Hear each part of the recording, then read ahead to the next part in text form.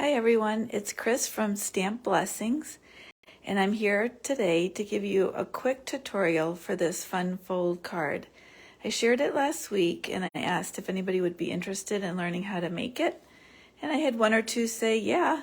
So here I am coming to you live to show you how quick and easy this card is.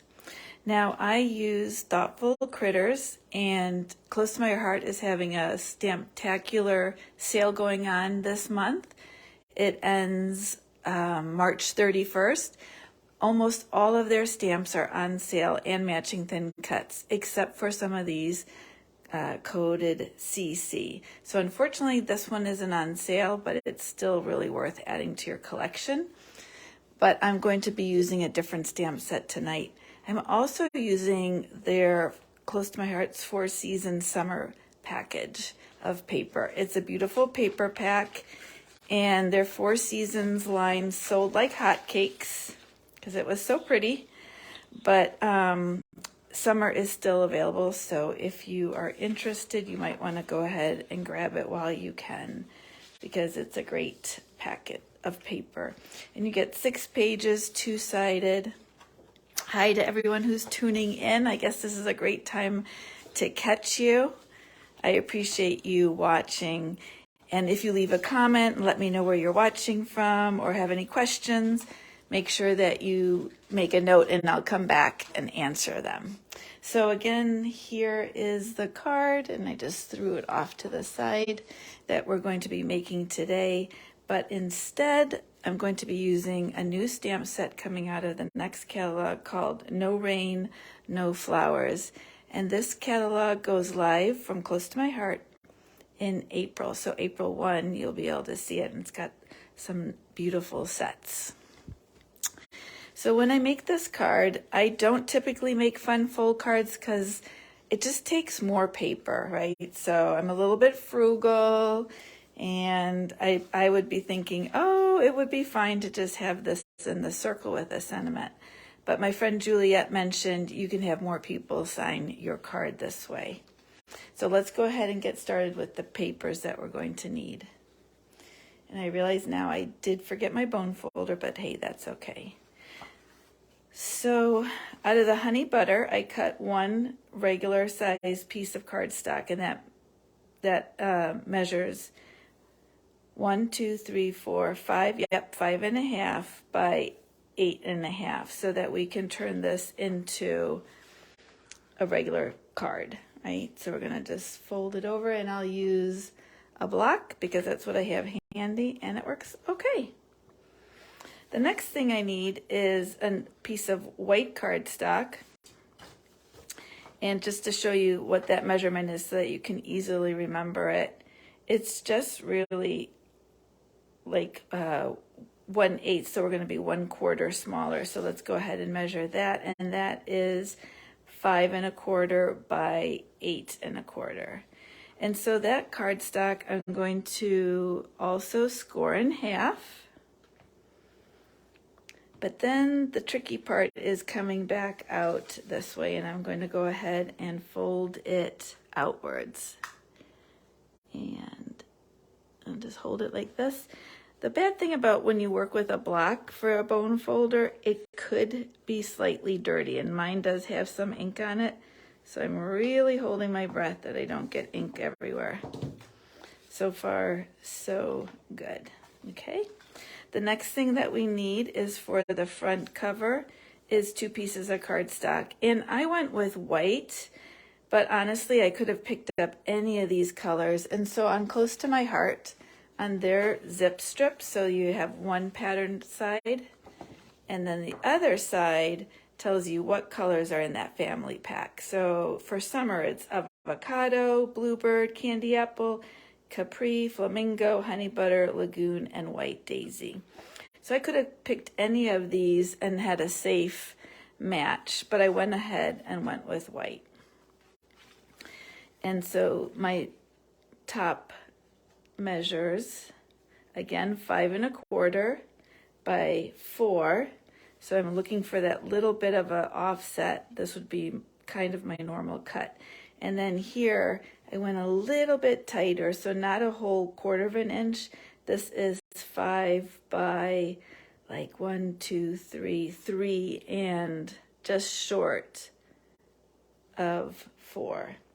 And I would go ahead, I like to use glue because it lets me move things around just for a minute. Gives me a little safety. So I'm going to line these two up, and you'll see really quick what I mean. I'll be leaving the measurements down below in my comments after this video, but I'm going to just bring it up so that you can see it's a little bit of a border, and so then when I come here, I have that layer, and I'm going to go ahead and put that down.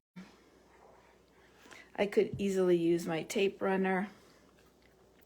I've been buying my tape from Tape Jungle recently for my ATG gun. I found that tape was reliable and didn't untape around itself. So there you go, there's my front cover. Now, to have this part pop through, I need to send it through my die cutting machine.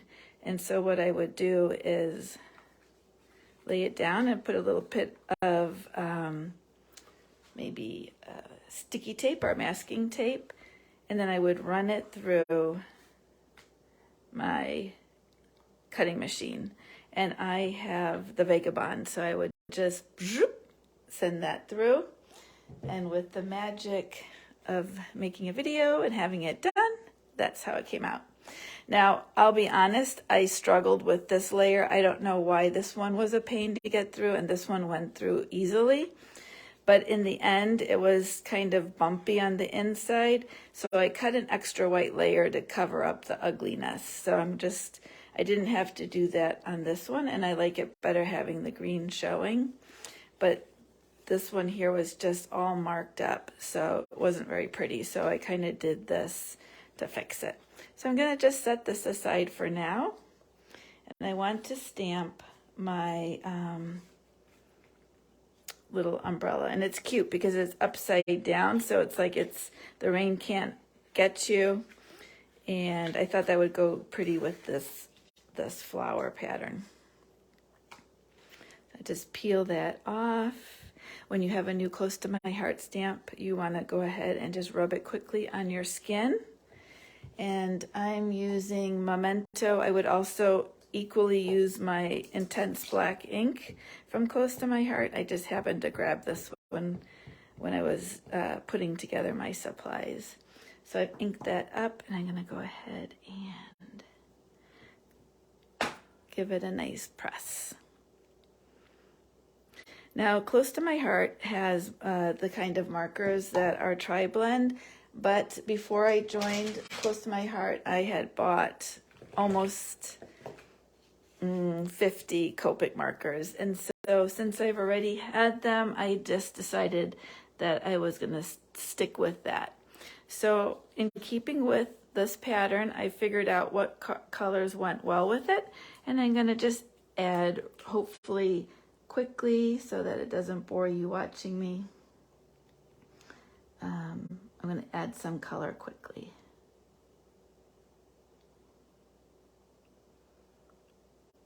So today was a beautiful day here in Virginia. I think they were saying that thousands and thousands of people went into the city to see the cherry blossoms because they are in full bloom this weekend. And yesterday it rained so bad all day that, yesterday was a bust. So anybody who wanted to see the cherry blossoms had to go today. But I did not venture out. Instead, I was lucky to have my son come visit me. And we did his taxes and got those filed. So happy to do that. Okay, I'm gonna just kind of try and go really quick on this. And then I have 3 different yellows. And just kind of, I'm not doing my best coloring. I just went out of the line there. Hopefully you cannot see that, but you might be able to. But I've been having a lot of fun with watercolor pencils lately. So you know, it just, whatever the occasion is, I like to mix things up. I like to use different mediums. I'm not really like stuck with one. But I like how this yellow is just really cheerful. I need a little bit of the darker yellow. And these yellows kind of pick up the yellows in the paper. Okay, so you can see that's kind of what it's going to look like. And the circle that I use, you could use any one. This happens to be a set I have that's, you know, regulated, and this is 2 1/4. So that worked out really well for me. So thanks for tuning in tonight. I just decided to come in and show you a quick card. This is what we have for the inside of the fold. And I did cut 2 pieces of a blue pattern that were not in the summer. These are from our mix-ins from Close to My Heart. I could have layered them on paper, but then I think it just would have gotten even bulkier. So, and these panels are cut just short of 2 inches wide because that's the width of this, and I will be leaving dimensions after my video. Like I said, I like glue because I can move it around just a little bit. So yeah, my panel is 2 inches by 5 1/4. I'm going to open it up and stick one more panel right in there.